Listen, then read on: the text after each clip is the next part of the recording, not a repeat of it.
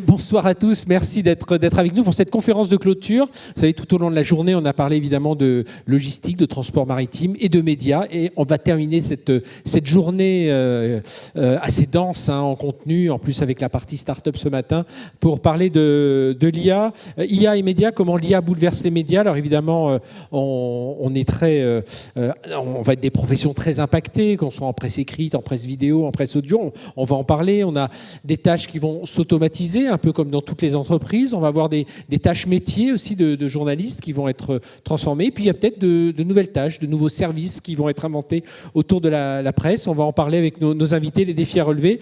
Alors nos invités, je vous les présente tout de suite. Laurent Alexandre, médecin, entrepreneur français. Laurent, bonsoir, merci d'être avec nous. À tes côtés, Olivier Reynaud, qui est cofondateur et CEO at AVE. Alors AI comme Artificial Intelligence. Et AVE, c'est une start-up française spécialisée sur la plateforme d'édition automatisée, d'automatisation édition automatisée de vidéos. Avec nous également Hugues Deroni, fondateur du Média Positif. Bonsoir Hugues. Bonsoir. Merci d'être avec nous, créé en 2022, médias en ligne 100% et 100% bonne nouvelle. Voilà, il va nous expliquer, c'est vrai qu'en ce moment on a besoin de médias positifs. Et puis Maxime Darquier, bonsoir Maxime. Bonsoir. Merci d'être avec nous, directeur de la rédaction de Brut. Oui, Elsa Darquier s'excuse, mais voilà, on a Maxime avec nous, médias en ligne 100% vidéo. Maxime, on va justement commencer par Brut. L'IA est un sujet depuis 2022 à peu près chez Brut. Alors ça s'est bien entendu accéléré avec l'IA générative. Quelques cas d'usage justement pour comprendre un peu comment l'IA est en train de bouleverser, l'IA générative est en train de bouleverser ce métier. Et puis ce que j'ai trouvé intéressant lorsqu'on a préparé cette table ronde, c'est de dire il n'y a pas les journalistes qui travaillent à un étage et l'équipe techno qui travaille à un autre étage. Tout le monde est au milieu de tout le monde et finalement c'est comme ça que c'est aussi une des recettes pour gagner. Oui, c'est parfaitement juste. Chez Brut, l'IA est un sujet, mais c'est surtout notre quotidien depuis plusieurs années maintenant. Et vous avez parfaitement raison, ça commence déjà par une réalité physique. C'est notre équipe IA et data est au cœur de la rédaction. Donc elle est au milieu des journalistes, des CM, des monteurs, des graphistes, vraiment au cœur de la rédaction. Et c'était très important pour nous que ce soit le cas pour que tout le monde aussi se retrouve emmené dans cette idée, dans cette révolution qu'est l'IA, mais qui fait partie de notre quotidien. Alors pour répondre à votre question, l'IA, chez nous, elle nous permet plusieurs choses. D'abord, ça nous a permis de développer au sein de Brut un bot qui permet à chaque journaliste d'utiliser l'IA. Ça va sur de la traduction de texte, ça va sur de la correction aussi de texte, parce que Brut, vous l'avez dit, est un média digital, mais l'écrit est très important pour Brut, puisque toutes les vidéos sont sous-titrées. Donc chaque journaliste peut faire corriger son texte par le bot IA qui est vraiment très performant et je me rends souvent compte avec les petites fautes que je fais de temps en temps. C'est un Brut GPT un peu, c'est un peu ça? C'est un peu un Brut GPT, oui, qui a été développé par nos équipes en interne pour vraiment répondre aux besoins des journalistes. Ça, c'était très important de répondre à leurs besoins. Notamment, j'ai l'exemple, la naissance de ce bot est née d'un journaliste qui chez nous est spécialisé dans la plateforme Brut Nature, donc qui brasse énormément de données, de rapports du GIEC. C'est une de ses passions et on est très content qu'il soit avec nous d'ailleurs, mais ça demande un temps infini d'analyse de documents. Le bot lui permet aussi de synthétiser certaines informations, donc ça c'est très important. Ça c'est un aspect. Et puis un deuxième aspect qui est aussi très important pour nous, l'utilisation de l'intelligence artificielle, c'est que aujourd'hui Brut, c'est le premier média en France, digital en France et en Europe. Donc on a 75 millions d'abonnés, on brasse des tonnes et des tonnes de data chaque jour chez Brut. Le mois dernier, on a eu des très bons scores, on a fait 1,5 milliard de vues, donc ça paraît complètement irréel en disant ça. Mais tout ça, c'est aussi des données, c'est des connaissances sur les utilisateurs de Brut, sur nos abonnés. Et l'IA nous permet aussi d'avoir à la fois donc un contenu précis, rigoureux, mais aussi ciblé, de comprendre ce qui fait sujet au sein de notre audience, ce qui les intéresse, ce qui les inquiète parfois, et de répondre à leurs questions. Et ça, et je finirai là-dessus, il y a un outil qui est né de cette idée-là chez nous, c'est chaque semaine, nous recevons via l'IA le résumé des 10 questions qui ont marqué les commentaires qui ont été générés sur Brut. La semaine dernière, par exemple, il y a eu 150 000 commentaires sur les plateformes de Brut. 10 questions sont apparues comme étant très prégnantes dans les opinions des gens. Aujourd'hui, au moment où on est en train de se parler, un journaliste a réalisé un sujet qui partait sur une des deux. Exactement, il est en train de réaliser en réel un sujet qui va répondre à l'une de ces questions. Et donc, on crée aussi du contenu grâce à l'IA. Et alors, si cette info est positive, elle sera peut-être reprise par le média positif. Elle est venue d'où, cette idée, Hugues, de faire un média fait uniquement de nouvelles positives? Mais voilà, c'est quand même du journalisme, il y a des nouvelles un peu recherchées. Bien sûr. Alors, le média positif, c'est un média qui est né en 2021. À la fin du confinement, on avait ce décompte du nombre de morts tous les soirs, les lits de réanimation manquants. Enfin bref, un climat assez glauque, assez pesant. Et on a eu envie, au contraire, de mettre en avant des bonnes nouvelles, des belles histoires, des héros du quotidien. C'est notamment les soignants à l'époque. Et puis, c'est une aventure qui a pris de l'ampleur. Parce qu'aujourd'hui, effectivement, on est 25 au sein du média positif. On a 8 millions d'abonnés, un petit peu moins que Brut. On génère 200 millions de vues en France, 200 millions de vues à l'international, donc 400 millions de vues au total. Donc en France, États-Unis, Espagne et aujourd'hui Afrique. Et après un an, en fait, un an après la création du média positif, je me suis rendu compte que 50% de mon équipe passait 80% de son temps à faire de la veille, tous les matins pendant des heures, et je me suis dit qu'il y avait un problème parce qu'on avait peut-être plus intérêt à prendre ce temps pour faire des reportages, faire vraiment des choses avec une grosse valeur ajoutée. Et donc on a travaillé avec l'école 42, avec quelques amis de 42 pour créer en fait une petite IA qu'on a appelée Harmonia, qui vient en fait screener l'ensemble de l'actualité mondiale et nationale pour ensuite effectivement mettre en avant des bonnes nouvelles, les noter en fait selon un degré de positivité, ce qui fait qu'en fait aujourd'hui un journaliste média positif quand donc ça peut être un alpiniste qui est sauvé en montagne, voilà, c'est ce genre de news. Ça vient en fait effectivement screener tout ça et les noter en fait de 0 à 100, ce qui fait qu'en fait un journaliste le matin effectivement il a un grand tableau avec plein de bonnes nouvelles notées de 0 à 100. Après ensuite son travail, et là c'est sa grande valeur ajoutée, c'est bien sûr de vérifier ces histoires, d'aller au plus profond de ces histoires, et puis d'aller faire un reportage dessus, d'aller vraiment incarner la chose. Et c'est là, c'est ce qu'on fait aujourd'hui aux médias positifs. Merci Hugues. On fera réagir Laurent dans un instant sur tous ces sujets-là. Olivier, on comprend à travers ces témoignages tous les besoins des médias, de nouveaux outils. Et justement, Hive a créé cette plateforme d'édition automatisée de vidéos. Alors, en quelques mots, ça se passe comment pour un média? Je sais qu'on l'a testé nous-mêmes chez BFM Business. Je crois que chez Brut, vous travaillez. Enfin, voilà, explique-nous un peu le... Bonsoir, exactement. Nous, on est du côté des fournisseurs de technologie. On crée un outil d'IA. Donc Hive, on développe la technologie depuis bientôt 5 ans. Donc c'est des technologies de pointe. On a parlé juste avant d'autres tables rondes au niveau de la data. Donc nous également, on est sur une approche image, son, dialogue, musique. Donc ça s'appelle du multimodal. On le voit dans les exemples ici, le traitement du contenu de la data bien raffiné, bien utilisé, permet de faire des choses qu'on ne pouvait pas faire humainement avant. Nous, Hive, c'est une plateforme où on n'est pas là pour générer le contenu de base. Ça, c'est toujours le travail des studios, des journalistes, des boîtes de prod, etc. On est là pour, à partir d'un contenu, faire toutes les déclinaisons. Parce qu'aujourd'hui, l'expérience, ce n'est pas seulement que sur Brut ou YouTube. Il faut un format, une expérience, donc c'est-à-dire un format pour le téléphone, la tablette, une version de différentes longueurs, un montage spécifique pour toucher les gens, plus des sous-titres dans multilangue. Et tout ça ensemble, en fait, ça s'appelle la post-production. Et la post-production, c'est à partir d'un documentaire, en faire 30 déclinaisons, 50 déclinaisons. Et c'est là qu'on intervient, après plus de 4 ans de R&D, avec une technologie de multimodal générative qui décompose tous ces aspects. Là, alors, en un clic, on dit « je veux un format type brut », alors je l'ai instantanément. Je veux adapter mon contenu pour telle audience, je l'ai automatiquement. Et bien sûr, parce que nous, c'est une solution pour les médias, c'est-à-dire pour les grandes entreprises. Il y a encore un rôle pour les journalistes dans tout est éditable, ces outils. Tout est modifiable. Donc en fait, c'est la créativité augmentée pour les médias, pour les journalistes. Laurent, au vu de ces premiers témoignages, vous connaissez très bien les médias, évidemment.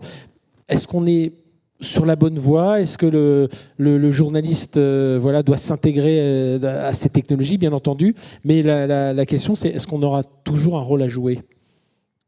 Alors, je pense que nous rentrons dans l'âge d'or du journalisme, du journaliste qui utilise l'IA, qui utilise les différentes technologies dont on a parlé et qui apporte une valeur ajoutée à son lecteur. Je pense que le journaliste qui ne se sert pas de l'IA va crever la gueule ouverte. D'abord, personne ne va le payer pour faire en 15 heures ce que GPT-6 va faire en 15 secondes. Personne ne va le payer pour faire un podcast à 1000 fois le coût que coûte un podcast organisé par Notebook LM, l'intelligence artificielle qui fabrique en temps réel des podcasts chez Google. Donc je pense que le journaliste qui est dans sa zone de confort et qui ne rentre pas dans la logique d'intégration de l'IA va vraiment être au chaume du relativement rapidement. En revanche, il y a plein de niches. D'abord, il y a des gens qui font du contenu original. Oui. Moi, par exemple, chaque fois que je croise mon ami Cédric Villani, pour éviter d'être sous Prozac ou de me flinguer derrière, je vais passer 2 heures sur le média positif, parce que sinon je me flinguerais, parce qu'avec Cédric, l'apocalypse verte est au coin de la rue. Hier soir, il m'a même engueulé parce que je mangeais de la viande. Donc il y a des niches intellectuelles, il y a des niches thématiques à trouver, même à l'ère de l'intelligence artificielle. Mais ces niches ne peuvent s'exprimer que si on a des journalistes qui ne sont pas des handicapés du mulot.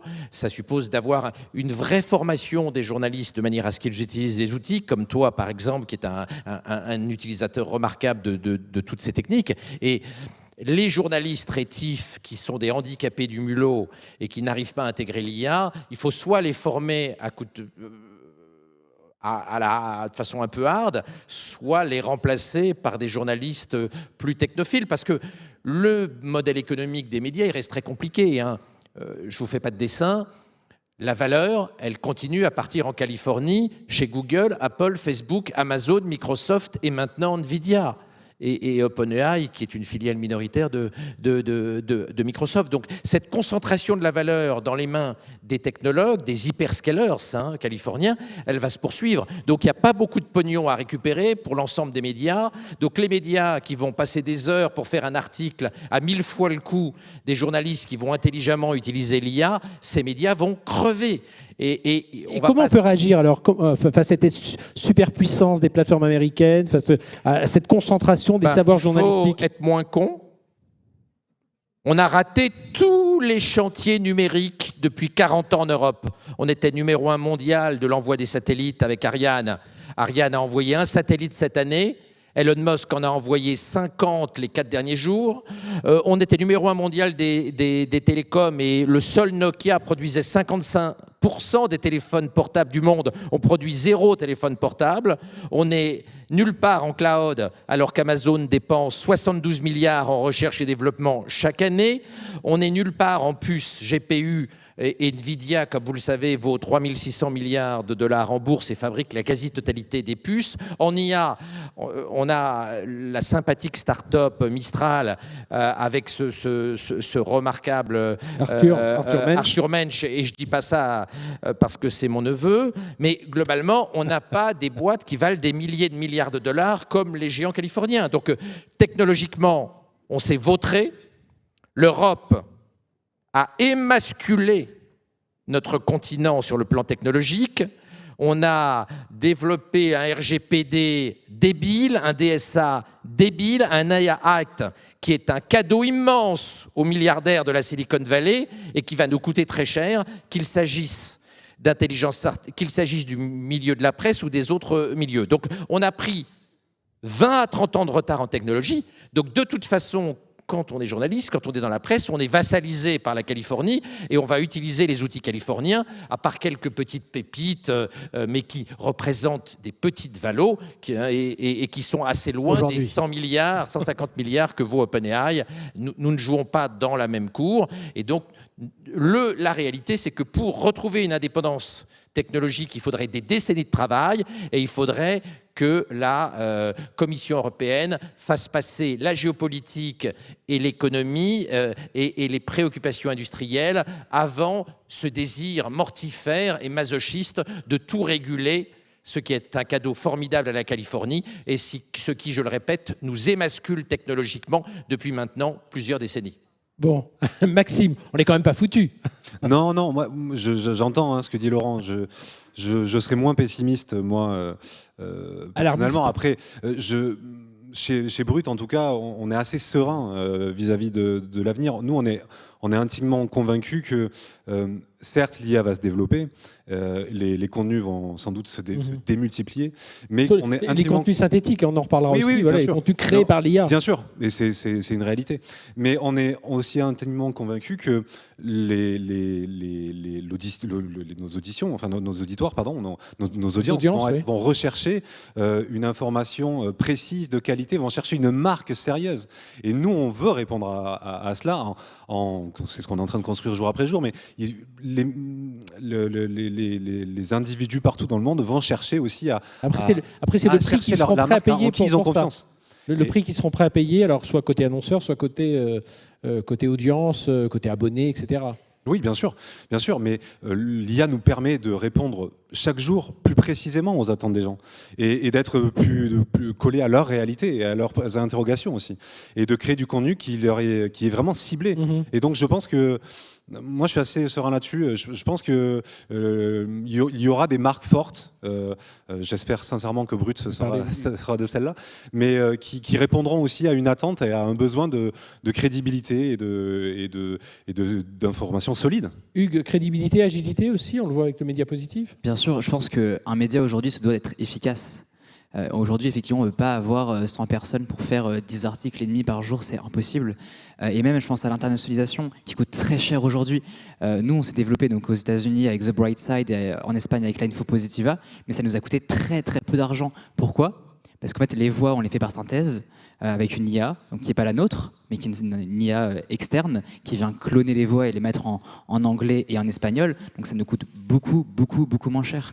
Donc effectivement, l'efficacité, elle doit être là, elle est extrêmement importante.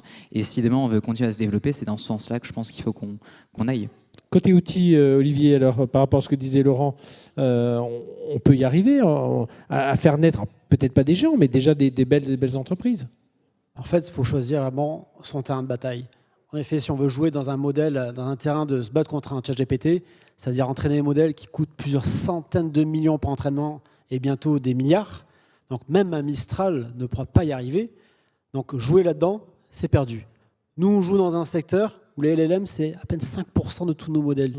Et en fait, c'est plus dans une approche mais de meta-learning, de multimodal, c'est-à-dire une approche beaucoup plus fine qu'on a développée depuis des années, qui fait que on peut appeler ça une niche. La post-production, c'est 7 déclinaisons. Et en fait, ça répond à un besoin qui est énorme.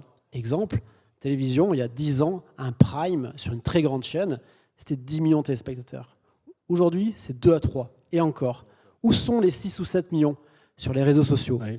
Sauf qu'on ne va pas mettre un contenu d'une heure sur Instagram ou TikTok. Alors, qu'est-ce qui se passe ? On a des humains qui prennent un contenu, qui font un format, sauf que humainement, face à eux, ils ont des milliers, des centaines de millions de youtubeurs. Donc, les télés, les boîtes de prod perdent le combat.